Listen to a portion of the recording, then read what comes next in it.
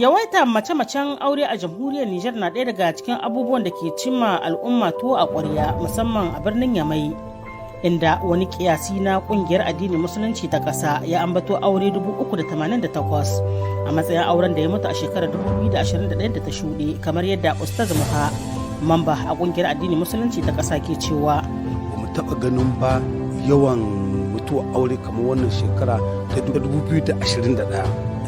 An samu mutuwa aure wanda ya kai 388, ya yi yawa saboda duk shekarun da su wuce baya muka samu 900 800 wani wuri har 700 saboda ana yi ana ragewa, amma yanzu shekarar nan daga ranar 1 na janairu na shekarar nan da ta wuce zuwa 31 a watan disamba nan da ya kare shekaran jiya 388 ya yi yawa. Duka wannan a wajenmu ne kadai association islamic kungiyar addinin musulunci, banda wanda ke mutuwa a wurin 'yan sanda, wanda ke mutuwa a kotu, wanda dai wurare da dama ko kuma su a gidajensu. Wannan a wurinmu ne kadai. Daga cikin dalilan mutuwa auren, in ji Ustaz Maha, akwai ƙarya ga maza, son abin duniya ga mata, baya ga matsalar wayar salula wacce ke zama ummal aba'isan mutuwar mafi yawan auren. Na farko dai su samari da suke zuwa miji da ke wurin samartaka ko je zawarci yakan zamanto makareci game da wannan da yake so, kuma ita wadda ake so budurwa ce ko bazawara ce, ita kuma yake kasancewa ta je da wani guri ba gurin zama aure ba, tana da wani guri na daban. To duk wanda ya zo saboda wani abu bai samu abin nan ba, to zama ya yi.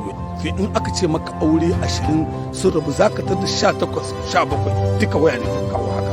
Da haka mu a matsayinmu na almajirai na addinin musulunci kullum gargadin da muke yi ma maza su yi nisa da wayoyin matansu, su kuma mata su yi nisa da wayoyin mazansu a zamanin lafiya.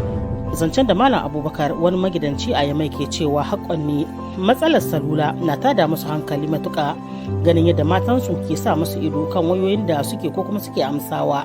Kana kwana a taɓa ma waya koko da an kire ka sai ka ga an tsura ma idanu ko kenan sai su aza wata ce take da kwa alali kuma cikin harka aikin ka ne kake kwa. To ka ji abin da ma ke sa ana samun wata matsala da ba a gane ma juna kwa. Sai dai matan ta bakin wannan da bata yarda a bayyana sunanta ba na cewa rashin gaskiya ne ke sa mazan ba su son a sa masu ido kan wayoyin. Su ce muna binciken wayoyin shi saboda ba su da gaskiya, shi yasa muke binciken wayoyin shi. Ne rashin gaskiya. Rashin gaskiyar su shine namiji ya ce miki bai da ko dala biyu, kika bude waya sai kika yayi wata budurwa amfuwa in kuɗi. Aiken kuɗi ya yi mata aiken kuɗi kenan, ya suke so suke kuma ba su so mutuba musu wayoyi. Duk namijin da bai son a tuba mai waya bai da gaskiya ne, shi yasa bai son a tuba mai waya. Sai dai in ji Ustaz Maha, ko kafin a kashe aure akwai matakan da ake bi, inda da farko ake ba ma'auratan wata guda na tunani don sanyaya zuciyarsu, bayan shi ne ake ba su sati 2, sai daga bisani kuma a ƙara musu sati 1. In abin ya ci tara ne ake kiran magabatansu don neman shawara, su ma iyayen ana ba su sati 2 don su sasanta yaransu. Daga nan ne an kasa samun maslaha ake kashe auren. Cima'ila Isufu, BBC Hausa daga Yamai, jamhuriyar Niger.